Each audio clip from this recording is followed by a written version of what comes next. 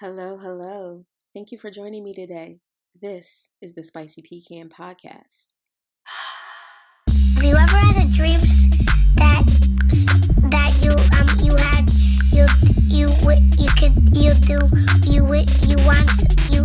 could do so you could.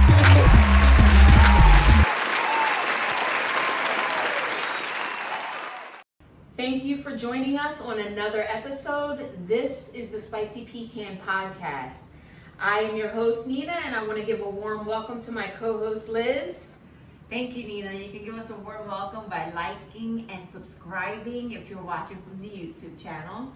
And if you're listening on the pod directories, Pandora, Google Play, iTunes, give us 5 stars or leave a comment. Thank you guys. We appreciate that. It's free.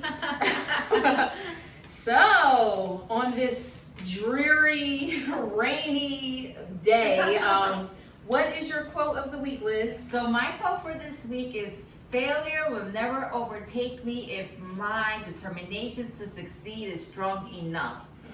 And basically, no one can achieve success without failure, so don't allow those low times to discourage you from moving forward. I love that. And my quote this week is, "We must learn to live together as brothers or perish together as fools." Amen. And that is a quote from the wonderful Martin Luther King Jr. And, you know, once we start getting into these current events, we'll see how we may just perish as fools, Liz. Damn, this has been a crazy news week, right? Yeah, and it's been like all over the place. Oh my gosh, what is our first story? Do you want to dive into to your story here about the White House? Yes. Corinne Jean-Pierre is the new White House press secretary. She is a black woman, also a part of the LGBTQ community. I'm not sure exactly which letter is hers yet, but she's cute. Have you seen her? I haven't. No, I haven't. I'm calling her spirit a bit with my hair. She has like very short kind of twist, hairstyle. Yeah. But yeah, no, she's really cute.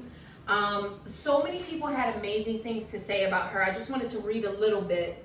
So effective May 13th, Jean-Pierre currently serves as Jen Psaki, Deputy Press Secretary.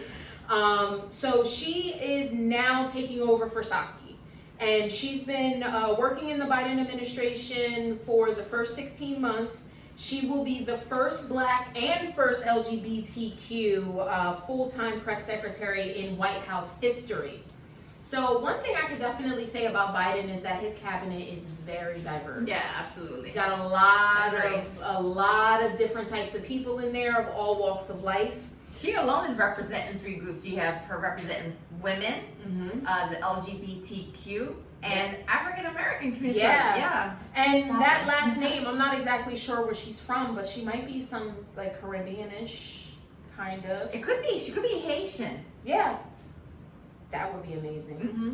Especially considering how the U.S. treats Haitians. But I wanted to just give a quote from what Biden had to say about her. "Corinne not only brings the experience, talent, and integrity needed for this difficult job, but she will continue to lead the way in communicating about the work of the Biden-Harris administration on behalf of the American people. Jill and I have known and respected Corinne a long time, and she will be a strong voice speaking for me and this administration." I love it. I'm excited to hear more about her. Yeah. I want to know, like, are we single? Are we single out there in DC? Because that's about, 2-hour ride? That's a day trip. Listen, Corinne, holla at me. Let's shoot your shot, man. I'm shooting it. So if anybody knows Corinne, Only shots are not. the only shots not shot are the ones not taken, or something like that. Right. Yeah, I love that, and it was a nice story amongst a lot of chaos that has been happening this week, so that was definitely one that we wanted to fill in there. Awesome. And that will lead us to our second story, which was not so much a good news story, but Kevin Samuels, 57 years old, was found dead. Why are you laughing? Oh my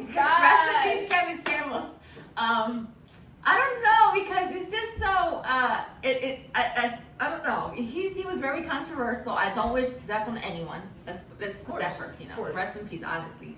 I just think it was just so bizarre. Like, so the story is that he linked up with this sneaky link type woman, and he had chest pains, and he died like on top of her. So on top of her, how we can only assume. Yeah. But he wasn't known for like this I don't want to like sugarcoat. He was an asshole, and we all known him for that. He was very controversial, and he was a woman basher, and so though I don't wish death on him, and I don't think it's funny. I just think it's funny how his most notorious controversial statement that he said was single women over the age of 35 were like leftovers, right? And so, but he died with a leftover and not married. So I don't, is that karma? I don't know. Like, this is the thing about him is, you got to be careful how you start in the game is how you end. Yeah. And I wasn't surprised to see all of the kind of fanfare around the fact that this guy was dead. It's awkward seeing it. Yeah. I agree. It feels weird. Like, I don't agree to that. I didn't spend my time commenting on videos and saying, oh, happy he's dead. But he was a self-proclaimed relationship expert. He didn't have any degrees behind his name. He didn't have any work experience behind his name in the information that he was giving. And a lot of the information that he was giving, in my opinion, was very divisive. Yeah. And actually pit the two sexes against each other instead of more of an understanding approach. He was dangerous for women because a lot of men looked up to his bull. And and they cheered him on. Like, if you read the comments and stuff, and if you follow him on TikTok or whatever, you read the comments. It was crazy how much men of today's day and age agreed with his theology of how women should be and how they shouldn't be, and so I don't know. I know he's wherever he's at in the afterlife. He's kicking the dirt right now because he did not want to go down like this. No. You know what I mean? Like, he spoke so harshly against women. And to have died with someone he had just met on the internet or however he met her through the social apps. And for that story to have been told. Yeah. It's actually pretty crazy and almost fitting. I know. In a way, it's almost fitting because it's like, well, if women over 35 are leftovers, what is a single man over 57? Right. Or 57? With a sneaky link. What the hell are you? But you know what? They also were saying that he just didn't like women and that he may have been secretly gay. And that's another thing he that bashed people... women so harshly. And they were saying that he was misogynist, which he was, but mostly against the black women, which he was. But I watched a few videos where he degraded white women. So I don't think, I think it was against black women mostly because that was his fan base. You don't see a lot of white women following him in order for him to attack them. I just think he was a misogynist against all women. But the black women got it the most because they were the ones who would do those interviews with him. Yeah. So he was able to attack them more, So rest in peace, Kevin Samuels.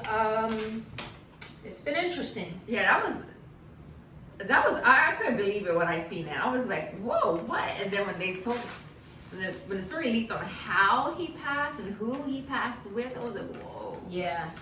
I think it's so crazy to me how with no education in therapy or no, like, at what point in his life did he decide that he was a relationship expert? Well, he put on a suit and tie.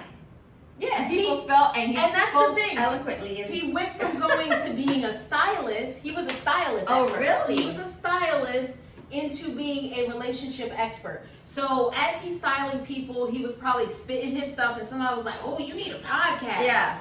And then he took that and ran with it. But you reap what you sow. Your image is everything. A lot of people are saying, "Oh, well, he has a family. You don't know how he was with it." No, we don't. We don't. Because he didn't share any of that with us. Mm-hmm. He didn't share the softer side of us. He didn't share the redeemable qualities about him. Yeah. He didn't. He purposely didn't. He had plenty of time to do that. Yeah. He had plenty of time to turn course and try to make amends or say anything positive. but he chose deliberately not to because that's how he knew he kept your eye. And that's how he gained success. Exactly. That's If we sat here, if you and I sat here and we dogged people, I mean dogged them into the ground, we would have 3 times the amount of viewers. Absolutely. Just like the Wendy Williams model, all of that. Yeah. You go with that route, you have to kind of realize though what comes with that. You're gonna have a lot more haters. Yeah. You're gonna have a lot more people attacking you. And like in Kevin Samuel's case, if anything happens to you, not even saying something extreme like death, trust and believe everybody is going to be mocking you while you're on your knees. Absolutely. And what's scary is that, you know, like I said, there's so many men who agreed with him and treated women the way he treated, because when you look up to someone and you idolize that person, right, you tend to imitate that. Right. So how many men went on imitating his behavior for him to end up dying in a manner of what he was against? Being with a single woman who Well, then again, who knows? I mean, for a man, it's probably fine. I'm sure from from his his standpoint. But then again, if you're so against that type of woman, your last hour was spent with someone that you shitted on. Yeah, that probably wasn't a 10 on your scale. Yeah. Like he loved giving ratings. Yeah. And she probably was not a 10. Right, oh yeah. You know, and then the biggest thing is that you're guiding people in relationships. Mother effer, you ain't even got one. And if you do have one, you're cheating. So I like to know, how are the men who were following him and thought so highly of him, what do they think? And how will this change their way of thinking, or will it? I don't know. You know what I mean? Unfortunately, I feel like when you believe or when you want to do bad, you're going to pick out every piece of information that you can that you can use as an arsenal for bad.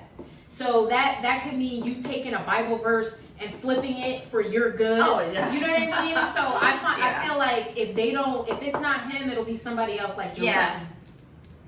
You know what I mean? Absolutely. There will be somebody else. But there's an empty seat, like you said, there's an empty seat. Someone needs to fill it. Someone will fill it, and then those same people will just follow that lead. You know what I mean? So it's a vicious cycle. But it's just interesting to see how his last days with them. You know? Yeah. I wonder if she was a 10, like you said. I wonder. I just wonder. I wonder. Like, did he go down happy, or was he like, oh, take it for the night? You know what else I wonder about? Roe versus Wade. Mm-hmm. This is a hot mess. Yeah. And I think some people kind of knew that this was coming. We knew that the Republicans have been doing all kinds of bills, right? Yeah. There have been a lot of different push with CRT, with a bunch of nonsense. So it wasn't a huge shock, but still very shocking. Very shocking. Yeah. So as you know, if you've opened up your phone at all, you should know that there was a leak within the Supreme Court, assembly. The justices. There was a leak, and they leaked out that Roe versus Wade may be overturned because of some draft summaries that they had found. So I guess someone in the inner circle wanted the general public to know that this was something that they were working on and that this is what's coming. Yeah. Now, the word isn't official yet. We haven't heard anything from the Supreme Court saying absolutely yes, this is going to happen. But the language in the letter pretty much tells us that this is what's coming. Actually, it was a leak from Justice Samuel Alito's, from his draft opinion, and he... Oh, yeah, it was his draft opinion, but we don't know exactly where the leak came from. Right. We don't know. They're investigating who leaked it. However, but it was Samuel Alito's, who I found, just by digging a little bit, that he has a strong Catholic belief. And so I wonder if he's going by his own personal religious beliefs to push upon these new laws on women's bodies. You know? Which is against the law, separation of church and state. But so you're not supposed to be bringing in I shouldn't have to follow your religious guidelines. Right. This is America. We have freedom of religion here. And for me to be a victim of your religious beliefs are absolutely ridiculous. Right. I give you the room to have your religious beliefs, but in no way, shape, or form do I have to live by your personal religious beliefs. You live by your own beliefs, right? Right. So whatever you believe in, that's how you live your life. And if you want to instill that in your children until they're an adult age, and that's what you do. But when you're handling the masses, it doesn't, there's a thin line and you just can't cross it. And we all have our own religious freedoms. Absolutely. And one of those freedoms is not having any religion at all. Right. Well, even in the Bible, in those Catholic Bibles, it clearly says God gave us free will. So who are you to push your rules and your mandates on to another person? When God himself, if you believe in God, said, I give you free will. And so we are allowed to commit and do whatever we want. Do we have to answer it? Yes. To our yes. But again, it's our will to commit whatever, That's why there's laws, in place to keep things in check. But when it comes to human rights, when it comes to a woman's body, your religious beliefs should have no say over that, And Roe versus Wade was like the landmark decision that granted protection for women's rights, to an abortion. So overturning those rights, it's not going to criminalize it, but it'll give every state the chance to regulate those laws. Yeah.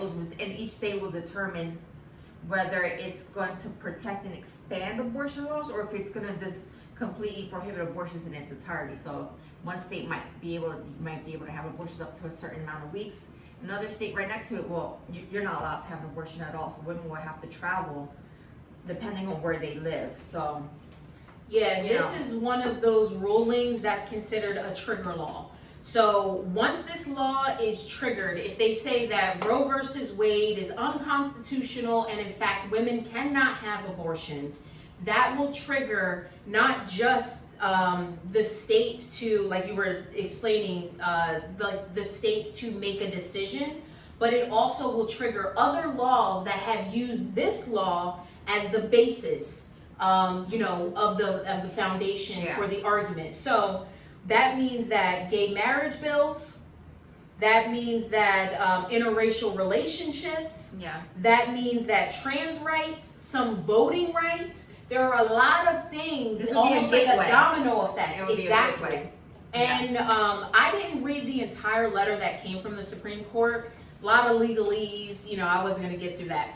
But the synopsis of it that different reporters have been given has basically said that it's not necessarily just the abortion part that they're really after. Yeah.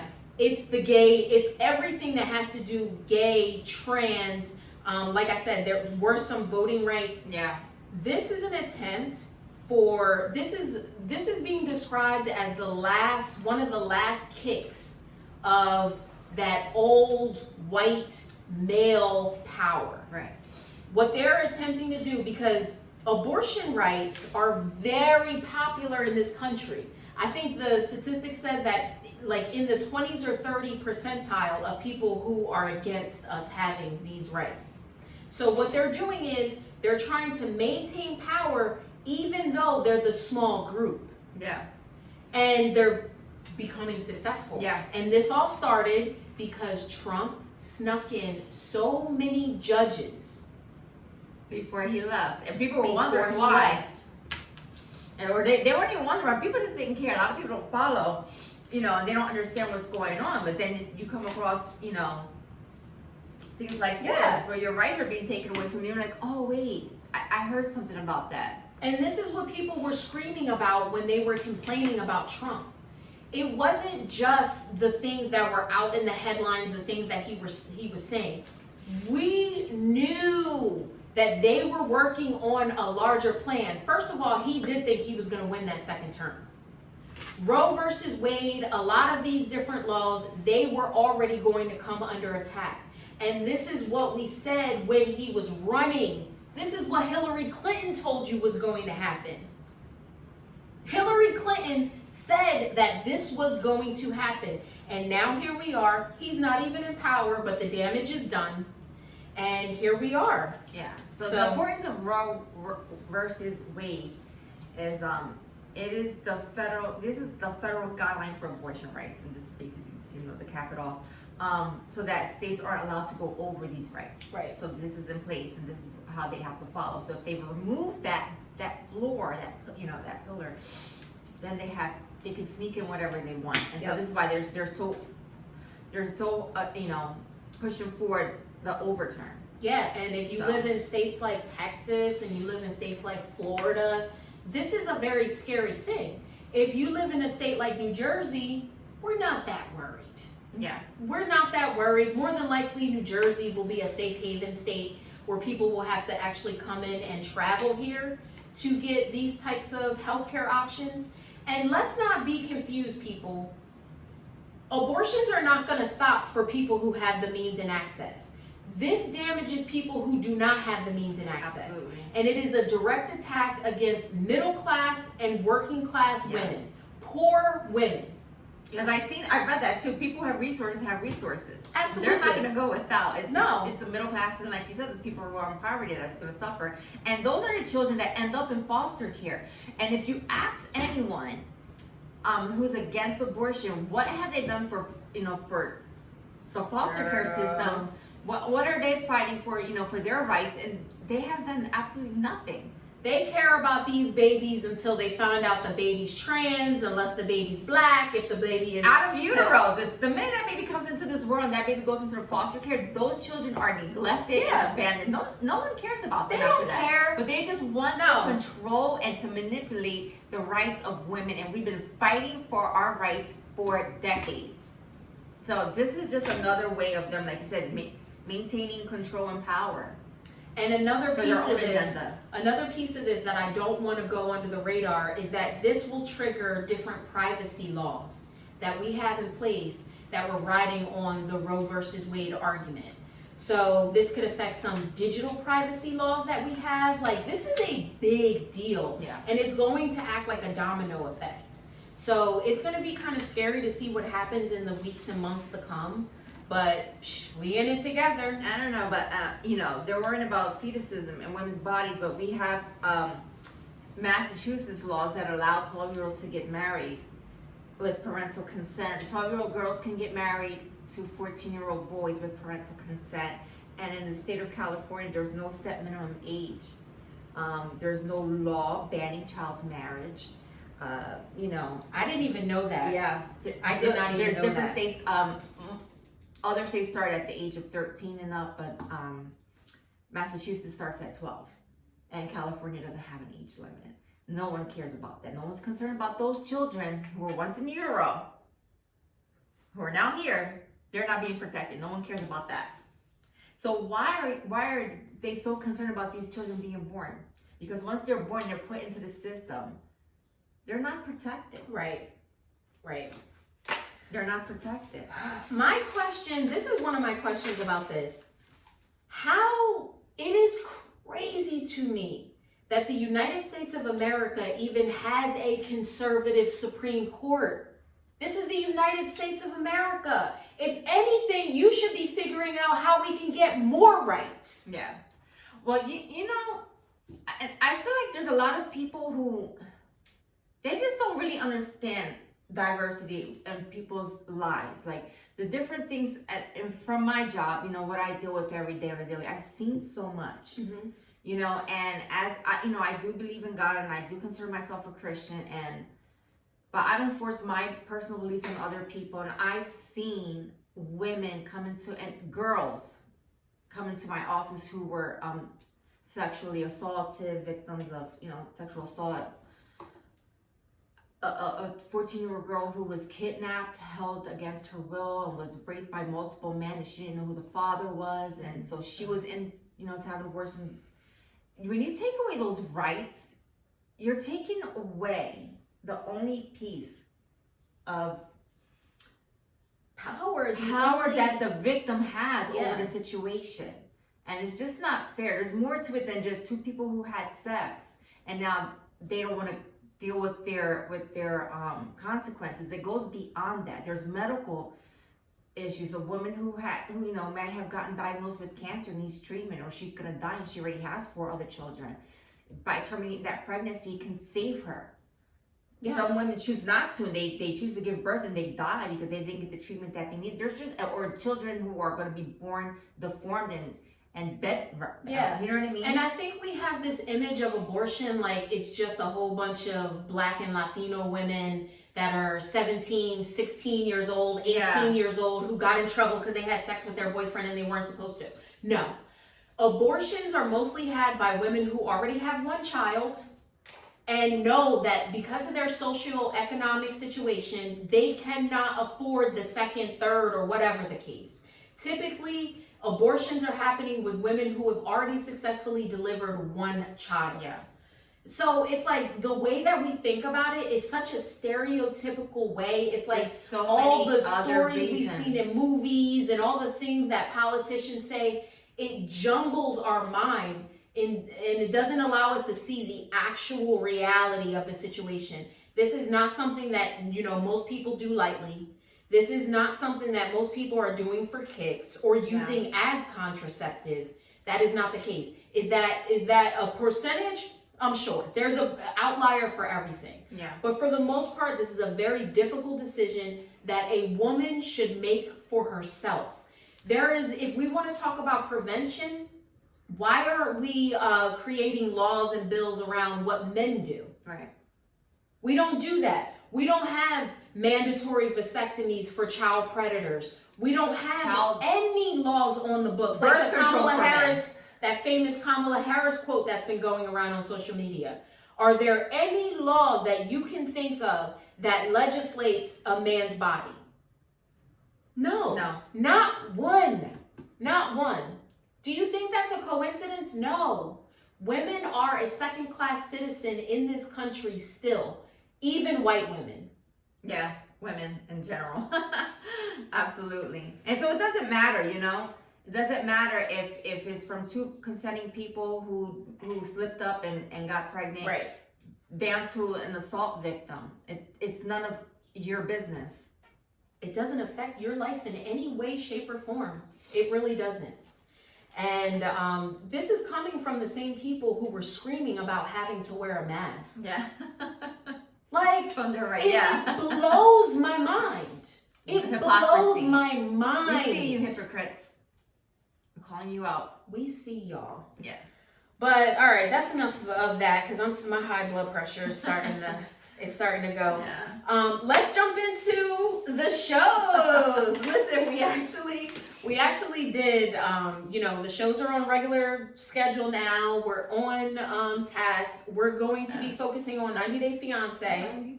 Are y'all watching? It's actually starting to heat up. Because the first episode or 2 was kind of like corny. Yeah. I kind of fell asleep. It's kind of corny, but it's starting to heat up now.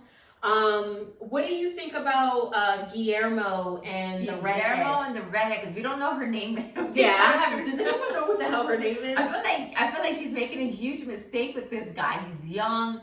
He has this idea of coming to America, coming to the United States and getting all these things. And she's like, I'm funding all of this. You don't have any money like this. Let's slow down. He's like, I'm here for the goods. No. That's how he came off. I think one of the biggest things about this 90 Day Fiance show in general is that the American participants are not doing a good enough job to explain how difficult it is here in the United States to live. Yeah. Like, what if you're dating someone from a country and you know how people think about this country? You need to be real with them. I live in the hood. But I think they leave that smoke and mirror because they want to draw the people in. You can't be mad at somebody for being shocked. And then they get mad. Yeah. When they're here and they're like, I want this, and then they're like, using me. Right. When you use that, they all do. They do. You come here and you'll have the great life, and that's what they use. And then when the person gets here, they're like, well, give me what you were offering, what you promised. Yeah. And you pump me up for it, and so. Plus, if I lived in a country where all I had to do was get up, I had food on a tree, I had a goat in my yard. Well, that's I the misconception of people that come from other Americans, the United States Americans, because America's way bigger than just the United States for you who don't know that and send other people back to America where they're from. But anyway, they with the one guy who brought the girl down from Trinidad and he took her to the poorhouse to see if she really wanted him for his money, whatever. Oh yeah. They have this misconception that people who live in other countries live poorly. Like you said. Right. They live on a land of fruit and it's a better life in some ways. And so we're Caribbeans. We have family that live in the Caribbean. And I never once visited any of my family members that lived like in a shack. And even if you did, you're never gonna starve. Right. Even if you did, it's the norm for them. So it's not a poor life. Some of them do, of course. There's poverty in every country. We have it here. But again, it's a comfortable life. It's a way of life for them. So to think that they're gonna come here and not expect to still have a good life on their terms of what their idea is of here in the United States is just, it's very uneducated on the person's part that lives here. Mm-hmm. You know? Very. Yeah, you're just uneducated because just because they come from an island or they come from the Middle East or wherever doesn't mean that they live poorly. Yeah, and they're also giving up all of their friends and family, for this life that you're selling them, and then you bring them to to Utah on your parents' farm, and there's nothing to do. All of the things that Yeah. But that kind of brings us to what is it? Jabri and Miona. Girl, listen. Yeah. He's doing this all wrong. He is doing this all wrong. This girl, first of all, the girl is spoiled where she's at. She's spoiled in her home country, clearly. Right. So the fact that you thought that this girl, in particular, fashionista, you know what I mean, living a high life where she already is, wants to live on a ranch with your parents is bugged out to me.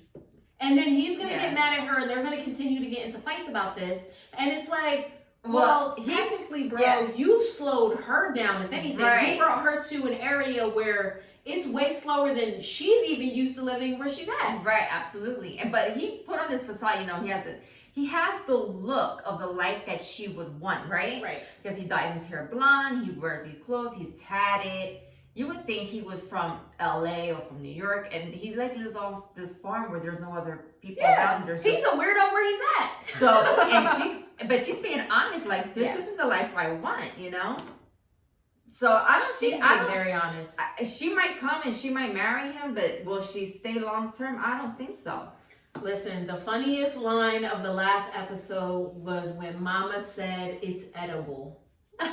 Talking about Jabri and Miona made a meal for mom and dad, and mom's response was, it's edible. It's edible because she gave them rules. She's like, if you're going to be staying here, you have to clean and you have to provide at least one meal a week. And so, Miona was like, fine, we'll do that. But she can't cook to say right. She's spoiled. Like they both can't cook because rubbery chicken. There's no What about Kobe and Emily? That was cute. Oh, he got the guy from Cameroon, son. right? Cash is his son. And so on the way from the airport, Emily was like, listen, I haven't, had some intimacy for 2 years. How about we skip you meeting your son you've never met and get straight to the business? He was like, it was so funny. He's holding her panties and she's telling him how she wants her buns done. He's like, I really want to meet my son. Like, he's like, we'll worry about that. I want to meet my son. So, what did you think about that? I thought it was selfish on her part. Yeah? Yeah.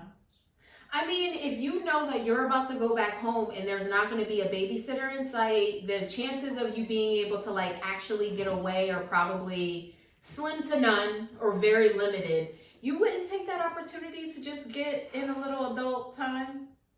He was really insistent on seeing his son, and I'm pretty sure he made that very clear to her prior to coming. how bad he wanted to see his I son. thought that was weird He's of a him. baby. You put that baby to sleep, and you handle your business. But Let they're that in man the see his parents' son. home. Let that man see his son. He is gonna see his son, But but they're not gonna have Could an you- opportunity to be adults. And if this relationship is Yeah, going they to will. last, regardless of whether they have a kid or not, they still have to address the fact of, do we still love each other? Like, is this something that we're going to do moving forward? So I thought that it was extremely appropriate for her to want to have like an adult night with him before. I don't think it was a horrible idea on her part. I see where she was coming from, but at the same time, you were able to carry this child. You were able to give birth to this child. You were able to raise this child for 2 years. He hasn't even smelt his son. Yeah. But he was going to literally the following day. He didn't care about that. Yeah, he didn't care.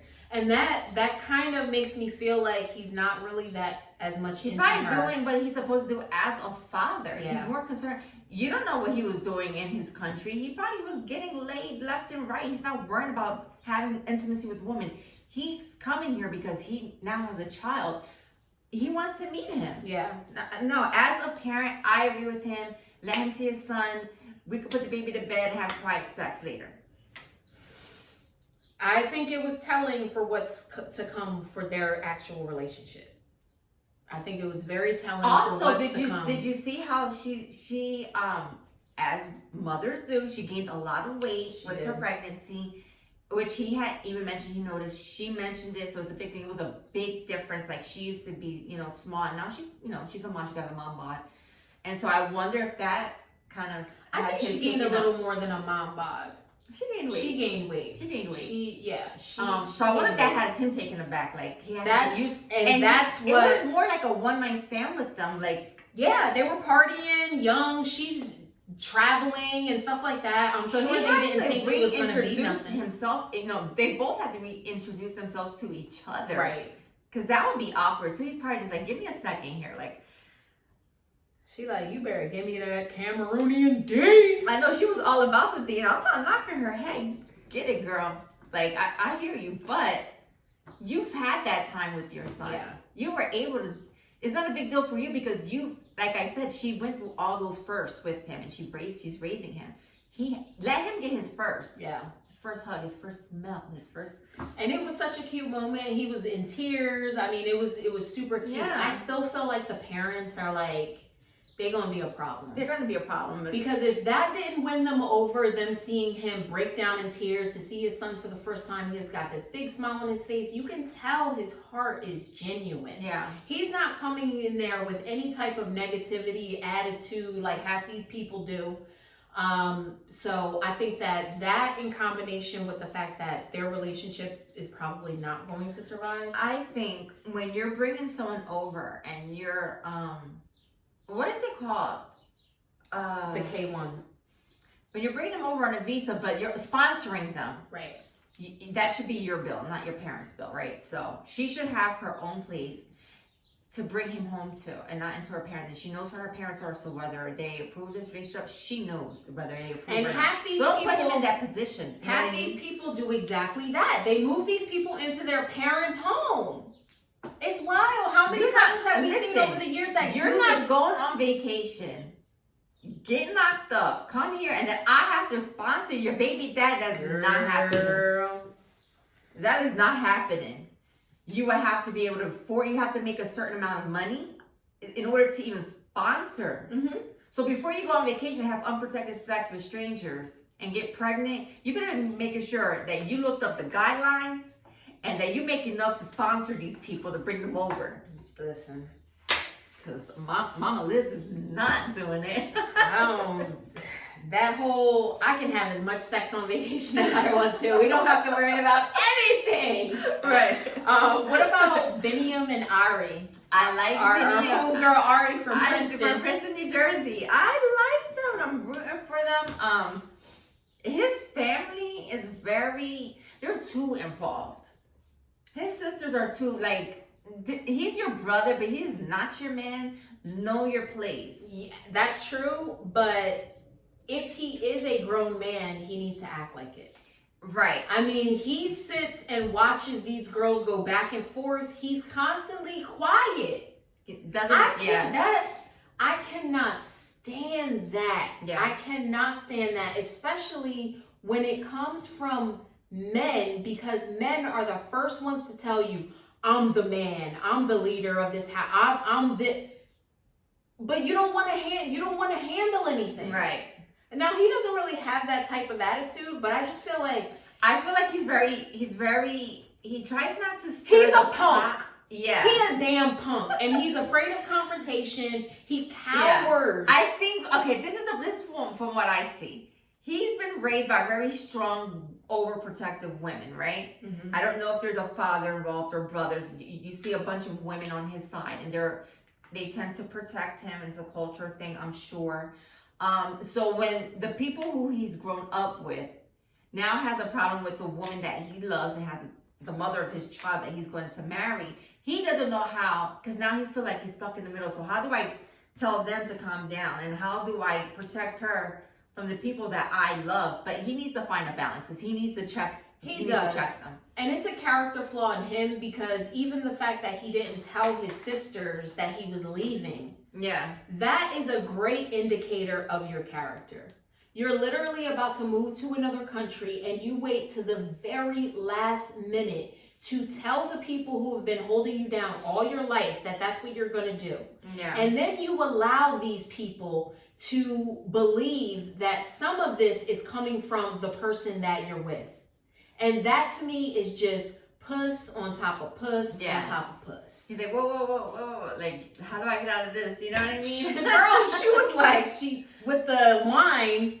I mean, first of all, that was so uncalled for. That wasn't necessary. She was literally drowning. need to do that. She didn't need to do that. And for real, she's lucky that Ari didn't swing on her. Yeah. Because sometimes you don't think.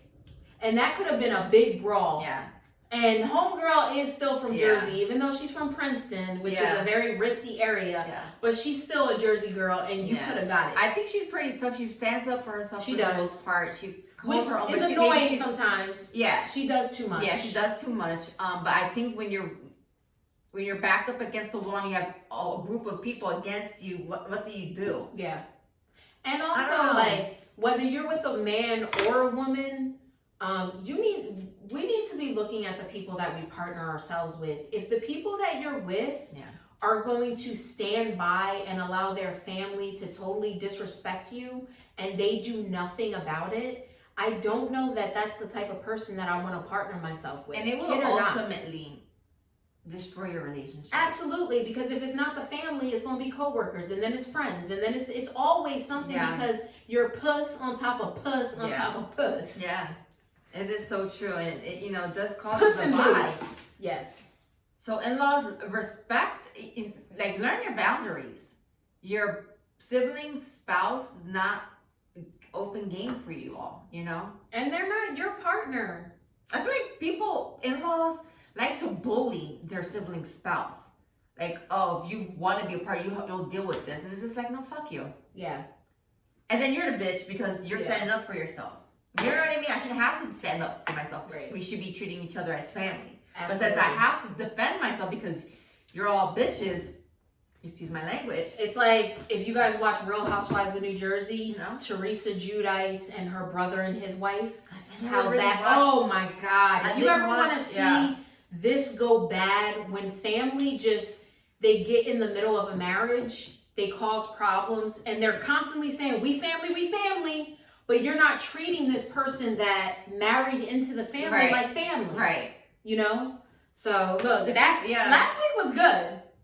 Because we usually don't even really go on and on about the show. Yeah. But last week was actually pretty good. Yeah. So, let us roll right into our topic today. As we know, we are celebrating a holiday. It is an amazing holiday. It's Mother's Day. Yeah. Happy Mother's Day, Liz. Thank you. And we are going to hear from my mom about the day that I was born. And hopefully she does not embarrass me too much. But I thought it would be cute to share the story and also thank my mom. And then you're going to tell us about one of 18 birthdays. No, Liz, you only have 4, right? I have 4, but I don't have any crazy stories. I was thinking what? I really don't have one. Yeah? I just gave birth. All right, so we'll definitely get into that. Let's call cousin Sandra. All right, so Liz, yeah, what you remember the day I was born? Well, I don't know if you know, but we used to live with your grandmother. When your mother was pregnant with you, my mother lived there with her 4 kids. And so I was very close to your mother when she was pregnant with you. I was like attached. I don't know if she even remembers this. Like, follow her all over, please. When she was pregnant with you. And so I don't remember the day. I may have been in school. I don't remember like the day she left to give birth to you, but I remember her calling from the hospital, calling your grandmother's house. And I don't remember if it was my mother or your grandmother on the phone with Sandra, but I was like pulling on the cord like, what does she look like? What is her name? I was like, and I got yelled at and shooed away, and that's my memory. Aww, Yeah. that's so sweet though. I remember Mom, that. do you remember little Liz living in the house when you were pregnant? Oh yeah, they all lived there. Even Eddie lived there. We all Yeah. had, I mean, that was like the house to me. I swear. Aww. So, all right, well, yeah, we thought it would be a good idea for you to talk about the day that I was born, and, obviously I'm going to thank you for that, but it's just fitting as it being Mother's Day and stuff like that, that we kind of like look back at that. So, yeah, Mom, what do you remember from that day? Child, I remember sitting on the edge of the bed, me and your dad having a conversation. It wasn't like an argument or nothing, but the conversation got intense and my water broke. Oh my goodness. He ran downstairs to tell your grandma, and where your grandma sleep, that was our room when I was pregnant. We started out in the back room because your grandma slept downstairs. Your dad ran downstairs and told your grandma, and they all coming in, to make sure I was okay. And it was just my water had broke. So I went, got in the shower, and it took the paramedics. Your grandma was trying to get me out of the shower, but I just felt disgusting because I never had that before. Oh my God. So wait, the ambulance is at the house trying to get you out of the shower? That's correct. Oh my God. But I would not, because when your water breaks, it don't stop, and I just felt disgusting. And see, you weren't, Lizzie know like how particular I was about myself. Yeah. So I was like scrubbing and washing, and it just wouldn't stop. So the paramedic said, it's not going to stop. You have to come out. So they went and got me. And yeah. It's not And gonna- it started off like contractions. It was like off and on again. And then it was like a few hours later, they came and told me that you were breached. So they had to give me a C-section. Oh, I'm sorry, Mom. Difficult in the womb. Damn it. Deep in the womb. Liz said I was difficult in the womb too. Yeah. So yeah, Wow. pretty much it. It was a very exciting time. How long was your labor? I remember leaving. It was, it had to be like in the early afternoon, and I didn't give birth to you until like 6:19, I think, to be precise. Yeah, I think It was 6:19 that they finally, because your dad actually came into the C-section room with me, but they had a curtain where he couldn't see. Right. All he could see was my head, and when you came out, he got to see you before I did. Were you He terrified? saw you before I did, huh? Were you terrified? One, to be giving birth, and then two, when you found out like you had to do a C-section, because I'm sure you didn't think that was going to be the case. No, not at all. I mean, I was petrified. I was a young mom to be, it was just overwhelming. Everything to me seemed like it happened so fast. Wow. You know what I mean? But when I saw your little face, when they finally brought you to the room, oh my God, it was like heaven on earth. It Aww. was like the most beautiful thing I've ever seen.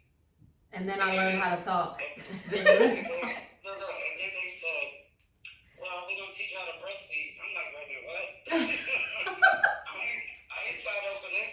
And then they did it the one day, and I was like, breast suction is too hard. And they gave me pills to drain the milk, because I couldn't take that. Oh my God. Crying. And I was like, nope, not happening. Also, Mom, what So did you... Infamil And what did you think when you got to the hospital? What did you think you were having? Ultrasound. Okay, I went to Cooper Hospital, me and Lydia, and they told us you were a boy. Lydia called everybody and told everybody you was a boy. So Baby shower, everything was for a boy. Really? they were pretty much, I don't know, I think everybody had it already set because you came so fast and I had you at 8 months. So you weren't Oh really, wow. I'm trying to remember how that, it was like multicolors. Okay. Yeah. Puerto Ricans. But I was gonna say that I know they bought you a lot of yellow stuff. That's true. That's true. You know, unisex. But yeah, you were supposed to have been a boy. That's why I didn't know. when the doctor showed Joe that was a girl, he's looking at me like, wait a minute, what? I mean, everything was just so shocking. So Some what people did we had incompetent doctors. what name did you have a different name planned? Because you guys kind of had to do a switcheroo right in the end. Your name's supposed to be Serena Tanae. No, you guys thought you were having a boy. So what was the boy name? Oh, I Jose didn't. Jr.? It was going to be Joe's name, but Oh, we okay. didn't. You know, You were gonna be Jose? I was gonna be Jose Jr. yeah. Oh my god. Jose Luis. That's We got it. funny. Oh wow, I was legit gonna be a junior. Yeah. That's funny. Wow. Well, I have a similar story that's so funny. We're there. well, Mom, I want to thank you so much for giving birth to this crazy child. Especially that seems so traumatic. You were young. You had to have a C-section and deal with all that. You found out you were it was a different sex than what you had planned to have. Like it sounds like a traumatic birth. That's a lifetime movie in itself. Right. Well, I love you. And your mom was so cute pregnant. I have to say that. Yeah. She had this little belly. She was always dressed nice. Her hair was done like, I'm telling you, I was fanning over her. Always look on point. She was always on point. Miss Lizzie, what I miss is when y'all come home from school I wanted to share that. and we watch the soap operas. Because we eventually moved out of your grandmother's house, and then we moved into this 2-floor apartment building. So your mom and your dad and you were in the bottom floor, and we were up top.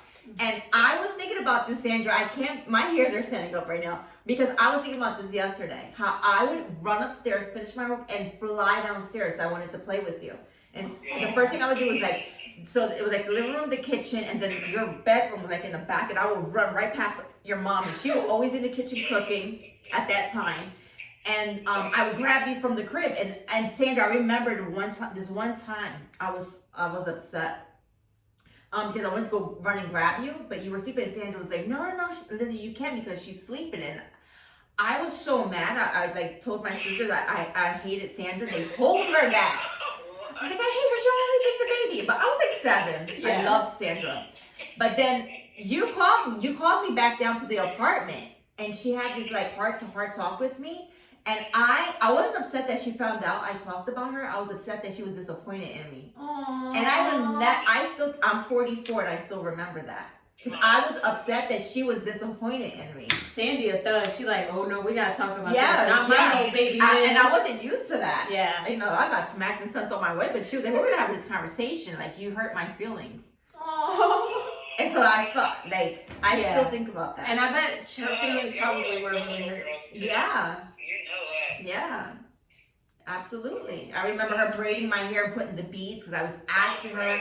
You remember that? You were pregnant. You took a lunch break. She had lasagna. I remember everything. when it comes to your mom. Wow, look at that. And then the way she sang, she has a beautiful voice.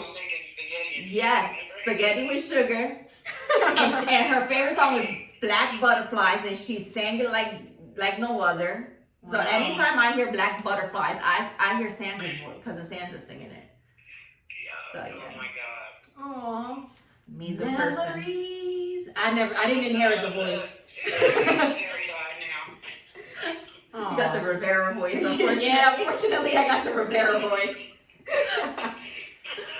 Well, Mom, thank you so much for telling that story, and thank you so much for being such an awesome mom and having to deal with my crazy self and the day of my birth. Raise an amazing No, person. you need to take a moment where we can talk about from age 1 to 5. Yeah, no. All right, this is where we go. Tell us more. You're like, boo-boo. That is hilarious. Those stories. Well, I love you, Mom, and happy Mother's Day. I will see you tomorrow. Happy Mother's Day. Happy Mother's Day to you too, Lizzie. Boo-boo. Love you. Bye. All right, bye-bye. Thanks, Mom. Of course, baby. Bye. You know what's funny? That's cute. It's so cute. I love your mom. Like, love her to pieces. I thought my second daughter was a boy, Brianna. I was never told she was a boy. They just couldn't tell me what she was. So I just assumed because I carried differently and I didn't gain as much weight that she was a boy. And her name was going to be Jose too. Oh, wow. We just love them damn Jose's. So she was going to be a Jose Jr., like how you were going to be. And she didn't get named to the third day in the hospital. I didn't name her Brianna. I wanted... I said, well, if I do have a girl, I wanted to name her Selena because Selena was big at that time and she had just got killed. And so, but my sister and my friends named Brianna. They're like, no, Brianna's a hot name. You gotta name her. And Brianna hates her name, by the way. So, I love that name. you know. So, yeah, I have 4 children, as you know, your cousins. 3 girls and a boy, and they're 27, 24, 20, and the boy's 15. So All amazing they're all people. blessings, and, you know, so I'm very grateful and blessed. Yeah. Yeah. Well, what was that like? Because I remember you as a young parent, but I don't actually remember any of the births.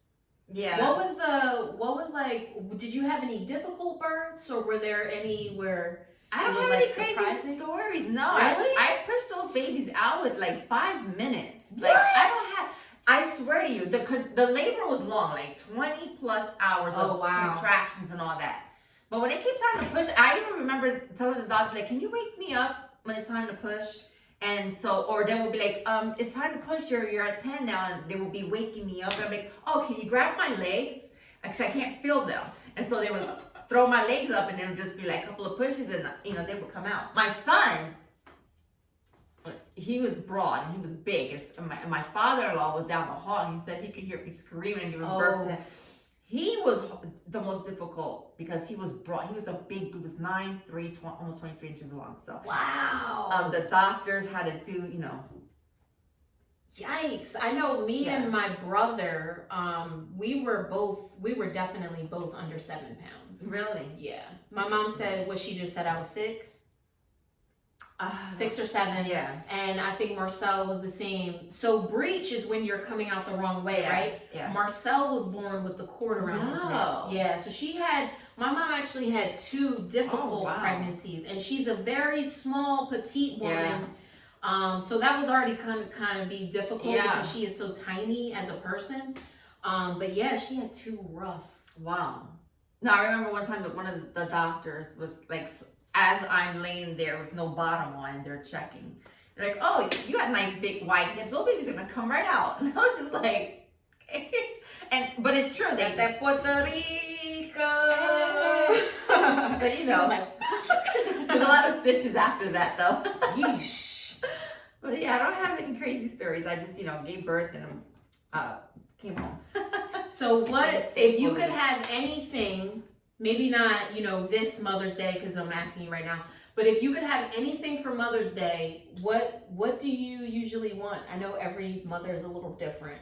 Are you more for the gifts? Are you more for like the parties? Are you more for like solitude? Every year is different. Honestly. One year, I don't want anyone in my face. I want to be in my room, just slide the food under the door and I'm good. Other days, I'm like, let's do something. Let's have a big, and I'm the one cooking. I'll cook up a storm and have everyone come over. This year, I was just like, I would like some plants for the porch. That's it? My mom has always been like that. She's never really been one that's been like, I need to have this party or there's this big ticket item that I want or whatever. Like last year, my mom told me to make her something. Yeah. And I'm like, like macaroni art? Like, Yeah. what do you mean? Like, What did she mean? on the kitchen? She just meant anything. Like, if I wanted to do a macaroni art, she would put it on her. Yeah. I mean, mind you, I'm 37. Like, Wait, did you master your mom's banana pudding?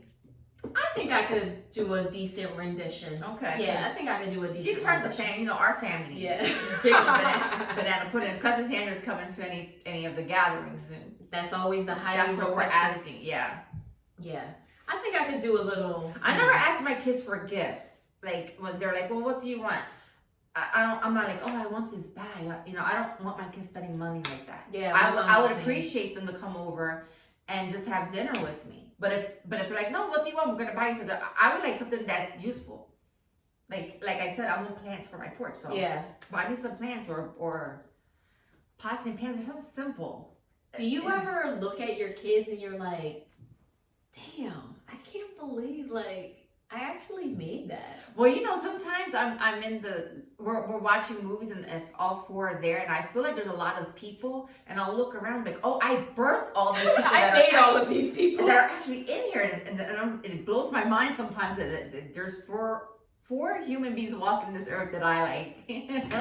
And wait until like grandchildren start. Yeah, I mean, 4 is a good jumping off point if you want to have a big. I'm gonna absolutely love being a grandmother. I know I am. Yeah, you'll be. I know I am. I'm just really big. I'm not your typical Puerto Rican mother who's just like, when are you gonna give me grandchildren? My children are kind of like offended by that. I think sometimes It's different now. It's a different. They're offended that I'm not pushing them because they're like, Oh, really? Yeah. Because they're like, you don't even want grandkids. It's not that I don't want grandkids. It's that I want my children to be established. I want them to experience life. I want them to have their shit together. Yeah. Before they bring in another human, so they don't suffer the way that I had, Yeah. And so, I really push for them to not have children in their 20s. But if they do, of course, I'm here for them. I'm gonna love them and help them, whatever. But I'm not that. Not yet.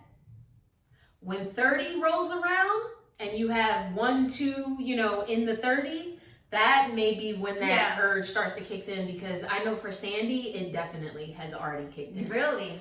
Absolutely. And, and it sucks because you don't want to take away like this whole dream that someone has, But I also have to be realistic about my life, where I am in my life, and, the fact that I'm gay. It's something that I consciously would have to plan and do. Absolutely. Yeah. And in my situation, you gotta really want it to make it happen. It's a lot of money, it's a lot of effort, it's a lot of things. Yeah.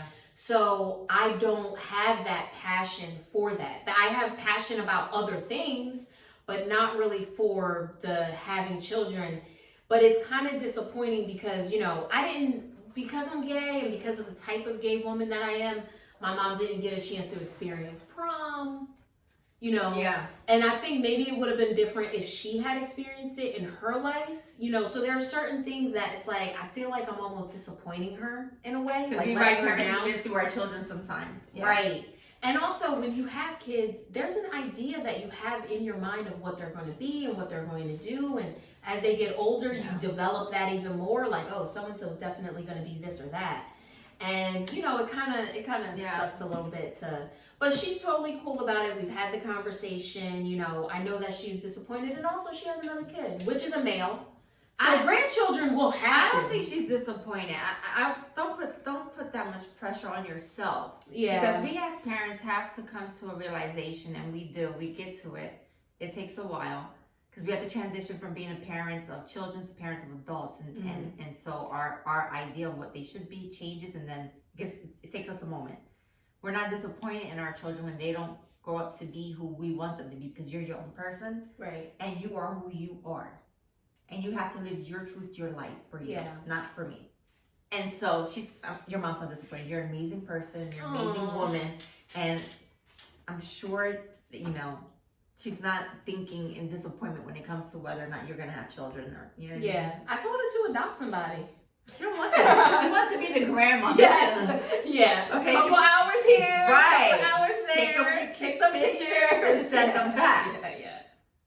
Yeah. Well, Well, I love this. I love this. This is actually a little time capsule for us. Yeah. You know, I'm going to be looking back on that story for a while. I'm glad we got an opportunity to hear it and, you know, learn some stuff about my little cousins that I didn't know. Yeah. I think this is a really good time to wrap up. What do you think? Yes, I agree, Nina. Well, there you have it, another one in the bag, pecans. Thanks for joining us. Don't forget to share this episode with someone you think will enjoy it if you're watching from YouTube. As always, be blessed, stay spicy. Happy Mother's Day, everybody. Bye. Thank you for listening to Spicy Pecan Podcast. This is a wonderful